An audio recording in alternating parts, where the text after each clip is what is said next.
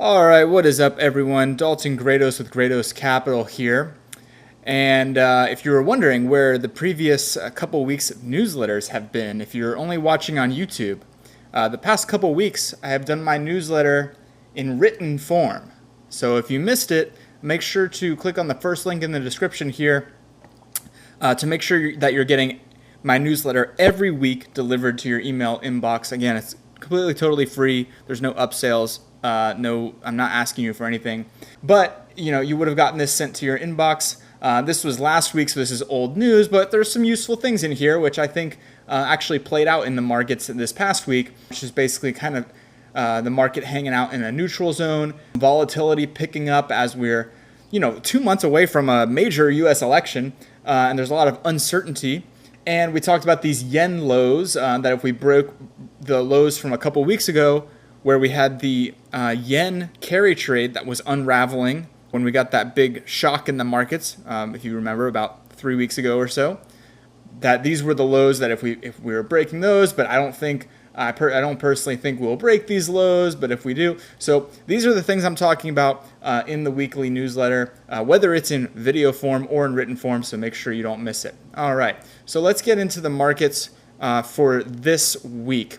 And I want to first point to what we have that's our major event that we have coming up for the week, and that is, of course, our Fed funds rate decision on Wednesday, this coming Wednesday, September 18th.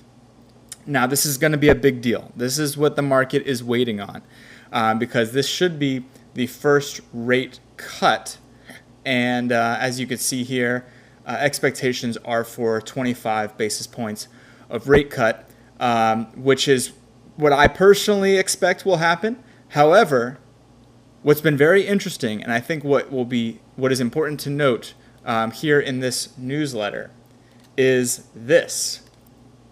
So this is the CME Group's website that is basically showing the priced in probabilities in the market for the Fed rate cut. Now, just earlier last week, this was sitting at about an 80-20, with 80% showing a 25 basis point rate cut and 20% showing a 50 basis point rate cut. These are the numbers currently. So I want to pause here because this is very interesting. We are almost 50-50 on investors undecided on what the Fed is going to do, how much of a rate cut we're going to get, 25 basis points or 50 basis points. Obviously, if you're not as familiar, a 50 basis point rate cut from the Fed would be much steeper, and could be bad in my view if they were to cut that much, because it would signal that maybe the economy is in more trouble than people thought it was. So this is going to be very interesting to look at coming this Wednesday. Personally, I think we'll get a 25 basis point cut, but you can see here, because the odds are so split right now, that kind of tells me that they're kind of screwed either way. The market is kind of screwed either way. Because if they cut 25 basis points, it's kind of like not enough, and it was already expected. And if they cut 50 basis points, it's also kind of like too much too soon. And so it's kind of like, we know we're getting a rate cut, but it's a very interesting and telling time, and that's why I wanted to do a video this week to try to prepare us as best we can, because this is a major week going into the market, to say the least. So now that we've got that out of the way, let's go ahead and look at the price action. Now, I want to focus here on the price action because I'm a big believer in it. And, I'm a guy that is currently pursuing the CFA, Chartered Financial Analyst designation, right? There's a lot of intense studying involved with that, learning all of the mechanisms behind the markets and economics and everything like that.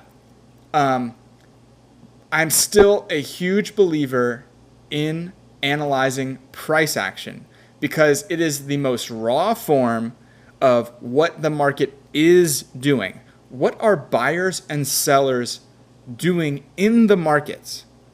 And I personally believe that we can gain a lot of information from the charts themselves, because you see all these financial media talking heads, all these people that are very smart, went to top business schools, CFAs, all these people. They'll always give, reasons and explanations in the economy or fundamentally behind everything. But oftentimes we can see what the market is preparing to do ahead of time by the way buyers and sellers are acting, and the way to see that is in the price action. It's the most unbiased information. It's literally what is price doing? What are buyers and sellers telling us in the market? So anyway, let's get to it. Looking at our S&P futures. So we talked about, here's a weekly chart. This is the yen low here. And we had a sharp drop off and then recovery last week. But I want to break this down a bit because, this was our drop off. Didn't obviously get down to these yen lows. We weren't expecting it down there. Kind of got towards the extreme lows of a range and then sharply bounced back up. And now we're actually kind of close to these highs here and then our all-time highs. What will be very interesting to see with the Fed data this week is, do we go for all-time highs? That's ultimately, on the upside, the levels that we'll be targeting. And if we break those all-time highs, are we going to hold and continue higher? That will be very telling, again, with the Fed data that comes this week.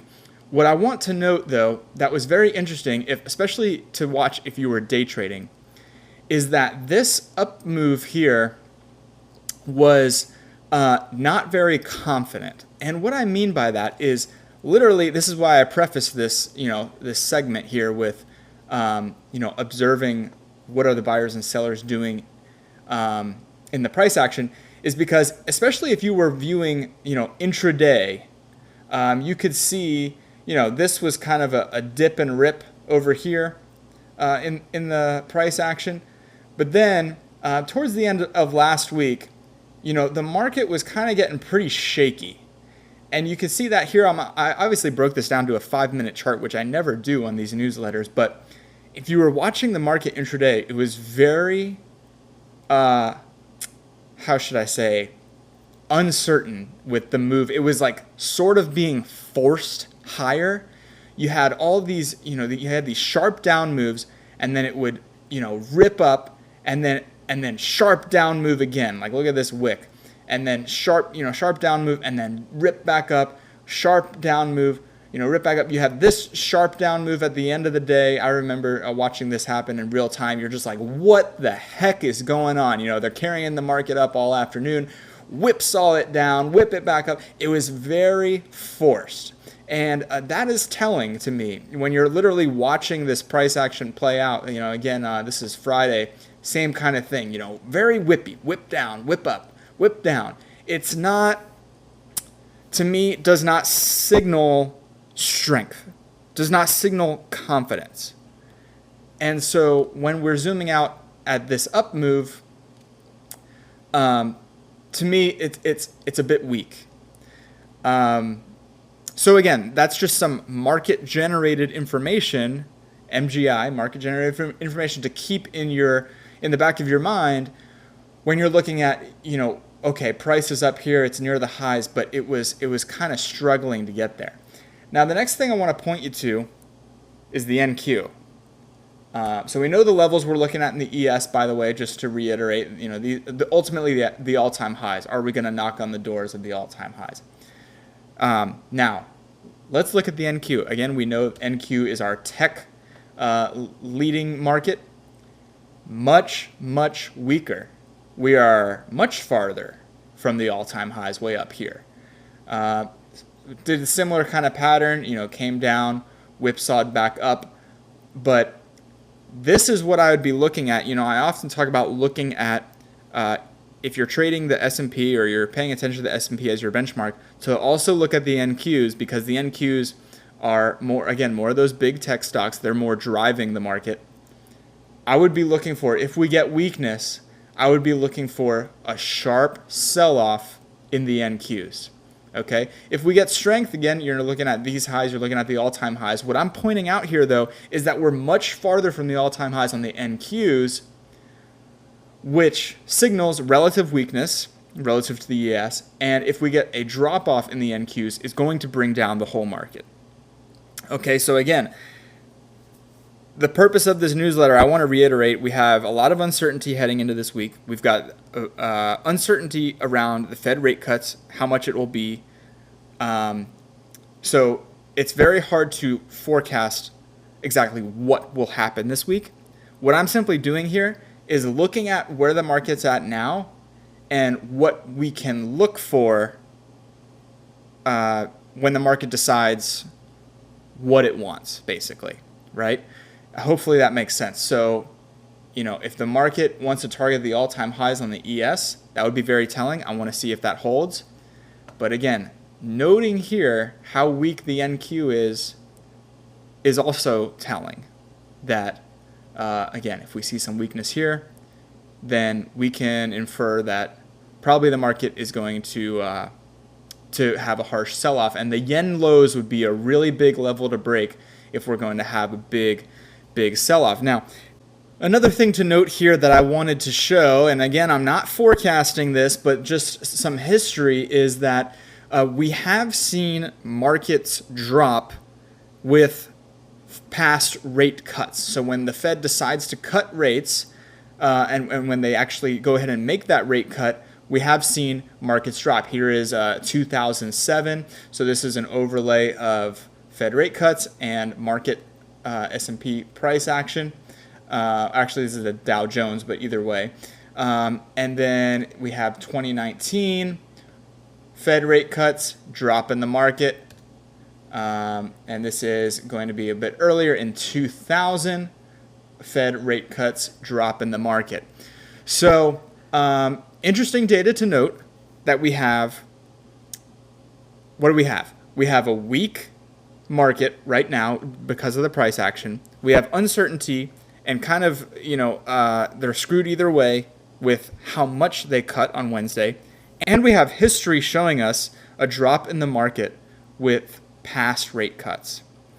So, I am neutral going into this week. I want to see what the market does, but it's building the case, at least in my opinion, for bearishness. Okay, so it'll be very interesting to see what happens.